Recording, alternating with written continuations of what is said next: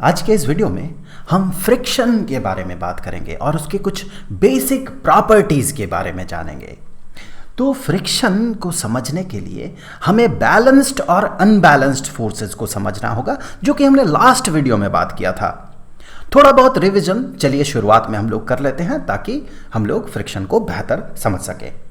तो देखिए, अगर मान ले ये एक टेबल है, इसके ऊपर एक ब्लॉक रखा हुआ है और इस ब्लॉक को दोनों तरफ से खींचा जा रहा है। अगर दोनों तरफ से बराबर अमाउंट के फोर्स से इस ब्लॉक को खींचा जाए, मान ले इधर भी 3 न्यूटन के फोर्स से खींचा जा रहा, इधर से भी 3 न्यूटन के फोर्स से खींचा जा रहा, न्यूटन फोर्स का एक यूनिट है, तो फिर दोनों इक्वल मैग्नीट्यूड का फोर्स होने के कारण ये ब्लॉक जो रेस्ट में था ये रेस्ट में ही रह जाएगा, क्योंकि दोनों फोर्सेस का मैग्नीट्यूड सेम है और उसका डायरेक्शन अपोजिट है। तो इस तरह के फोर्सेस को बैलेंस्ड फोर्सेस कहा जाता है।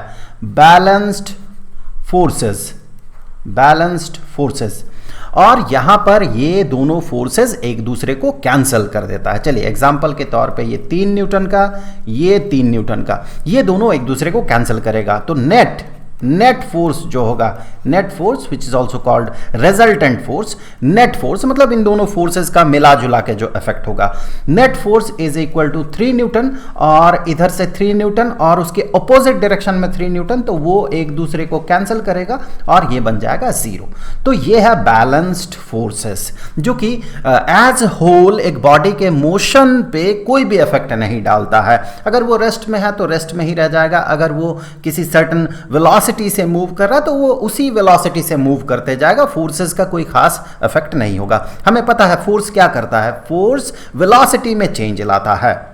तो अगर बैलेंस्ड फोर्सेस रहे तो वो वेलोसिटी में कोई चेंज नहीं लाएगा। जो जिस वेलोसिटी से मूव कर रहा, अगर वो रेस्ट में भी है तो वो उसी स्टेट में रह जाएगा, उसकी वेलोसिटी में कोई चेंज नहीं होगा। अगर रेस्ट में है तो रेस्ट में ही रह जाएगा। अब देखिए अनबैलेंस्ड फोर्सेस कैसे फोर्सेस है। मान ले वही ब्लॉक है, अब दोनों तरफ से खींचा जा रहा है। एक तरफ से अगर ज्यादा फोर्स से खींचा जाए और दूसरे तरफ से अगर कम फोर्स से खींचा जाए, लेट्स से इधर से 3 न्यूटन के फोर्स से खींचा जा रहा है और इधर से 1 न्यूटन के फोर्स से खींचा जा रहा, तो फिर यहां पर ये ब्लॉक जो है वो मूव करेगा, वो इस डायरेक्शन में मूव करेगा, 3 न्यूटन के डायरेक्शन में मूव करेगा, क्योंकि वो ज्यादा है, उसका इफेक्ट ज्यादा है, 1 न्यूटन का इफेक्ट कम है। तो यहां पर इस तरह के फोर्सेस को अनबैलेंस्ड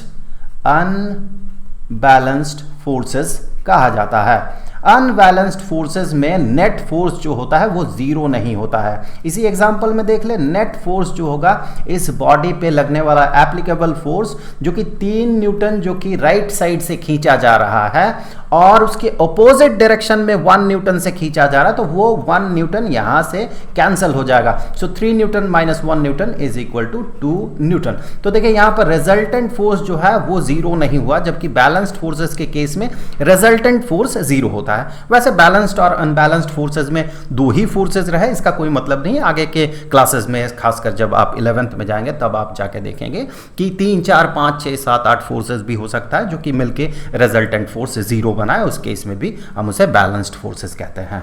अगर 0 ना बने नेट फोर्स तो फिर हम उसे उन सारे फोर्सेस को मिला के उस सेट को अनबैलेंस्ड फोर्सेस कहेंगे।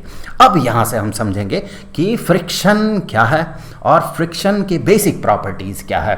बेसिकली आपको तो फ्रिक्शन क्या है पता ही है, फर्स्ट वीडियो में हमने बात किया था, तो उसके बेसिक प्रॉपर्टीज को हम देखेंगे।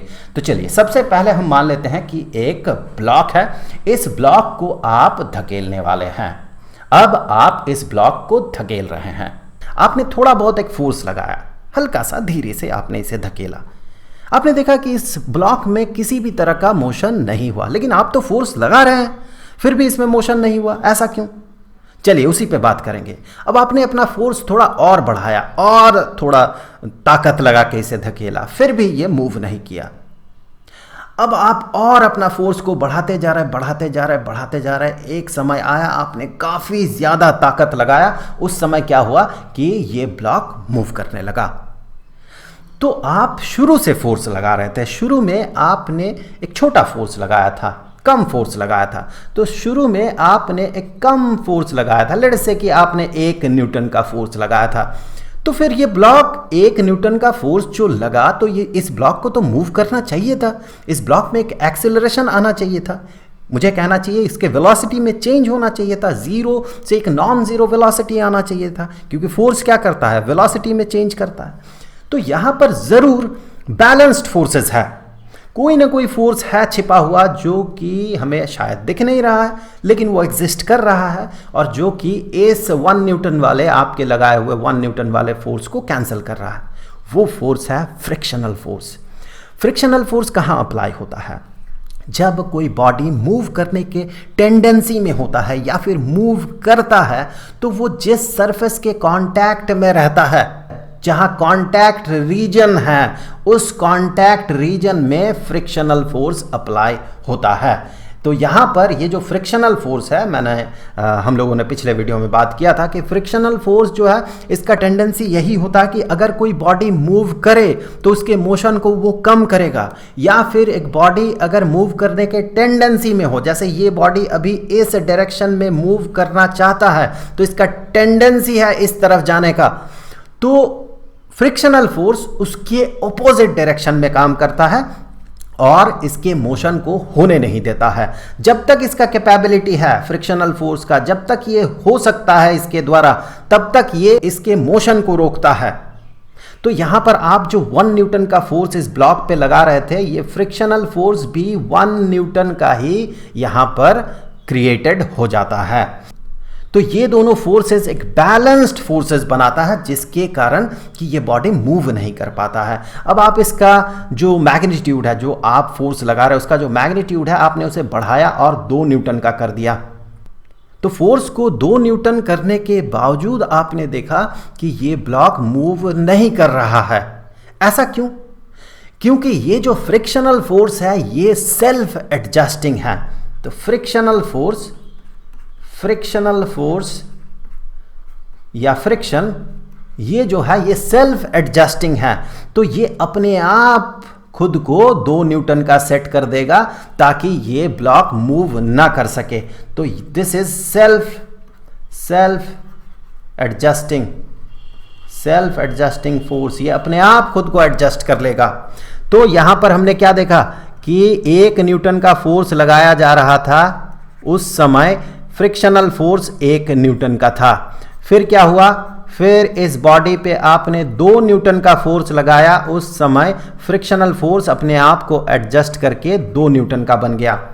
वैसे ही आप इस फोर्स को बढ़ाते गए, काफ़ी ज़्यादा फोर्स लगा दिया आपने, 5 न्यूटन का फोर्स लगा दिया। अब भी आपने देखा कि ये ब्लॉक मूव नहीं कर रहा है, मतलब कि ये फ्रिक्शनल फोर्स अब 5 न्यूटन का हो गया है। तो ये अपने आप को एडजस्ट कर लेगा। जब आप अपना फोर्स बढ़ाएंगे तो ये फ्रिक्शनल फोर्स भी 5 न्यूटन का हो गया। ऐसा आप करते गए। एक समय ऐसा आता है कि फ्रिक्शनल फोर्स और इंक्रीज नहीं करता है। उसके बाद जब आप फोर्स बढ़ाते हैं तब जाके ये ब्लॉक स्लाइड करता है। चलिए थोड़ा डिटेल्स में बात करते हैं कि फ्रिक्शनल फोर्स जो है इसका भी एक लिमिटेशन है। ऐसा नहीं कि आप कुछ भी फोर्स लगा दे फ्रिक्शन अपने आप को एडजस्ट कर लेगा, इसका एक लिमिटेशन है। इस एग्जांपल में हमने मान लिया, चलिए कि इसका जो लिमिट है ये 9 न्यूटन का है। तो अब आप 5 न्यूटन का फोर्स लगाए तो ये अपने आप को 5 न्यूटन का बना देगा। ऐसा करते करते आप 9 न्यूटन का फोर्स लगाए तब भी ये 9 न्यूटन का फोर्स क्रिएट कर देगा फ्रिक्शन, और इसे बैलेंस में लाएगा। लेकिन इसका लिमिटेशन है, हमने एग्जाम्पल के तौर पे माना 9 न्यूटन इसका लिमिटेशन है, इससे ज़्यादा ये बढ़ नहीं सकता। अब आपने क्या किया, अब आपने अपना फोर्स थोड़ा और बढ़ा दिया, आपने 10 न्यूटन कर दिया। तो अब देखिए ये 9 न्यूटन से और बढ़ नहीं सकता है। तो अब क्या होगा, अब जैसे ही 10 न्यूटन का फोर्स आपने लगाया और 10 न्यूटन का फोर्स आप लगा रहे हैं, लेकिन फ्रिक्शनल फोर्स जो है ये मैक्सिमम 9 न्यूटन का ही हो सकता है। तो फिर यहाँ पर एक अनबैलेंस्ड फोर्सेस का हमें एक सेट दिखेगा कि 10 न्यूटन इस तरफ, 9 न्यूटन उसके ऑपोजिट डायरेक्शन में फ्रिक्शनल फोर्स। तो यहाँ पर जो नेट फोर्स होगा ये नेट फोर्स ये देखें 10 newton minus 9 newton is equal to 1 newton का होगा। और ये जो 1 न्यूटन का नेट फोर्स है उसका टेंडेंसी क्या होगा, वो किस डायरेक्शन में होगा, ऑब्वियसली ग्रेटर फोर्स के डायरेक्शन में होगा। So net force is in this direction और ये 1 न्यूटन का होगा, दिस इज नेट फोर्स। तो ये ब्लॉक पे अब नेट फोर्स 1 न्यूटन का लगने लगा, जिसके कारण ये बॉडी जो है ये अब मोशन में आ जाएगा और इसका वेलोसिटी चेंज होगा, जो कि इसका वेलोसिटी अभी 0 है। अब जैसे ही आपने 10 न्यूटन का फोर्स लगाया, इस पर नेट फोर्स 1 न्यूटन का हुआ और ये तब मूव करने लगेगा। अब मैं आपको बता दूं कि यहाँ इससे पहले जो ये एग्जांपल्स थे जहाँ पर कि आप जो फोर्स लगा रहे थे फ्रिक्शनल फोर्स उसे अपोज कर रहा था और कैंसिल कर रहा था, ये सारे एग्जांपल्स बैलेंस्ड फोर्सेस का एग्जाम्पल था। तो आई होप कि ये वीडियो आपके लिए हेल्पफुल रहा होगा। अब अगले वीडियो का लिंक आपको यहाँ पर स्क्रीन पे मिल जाएगा। अब जाते जाते मैं आपको बता दूं कि इस पूरे चैप्टर का जो प्लेलिस्ट है उसका लिंक आपको नीचे डिस्क्रिप्शन में मिलेगा। तो आई होप कि अगले वीडियो में फिर मुलाकात होगी। तो मिलेंगे आपसे अगले वीडियो में, तब तक के लिए खुश रहें। Good bye.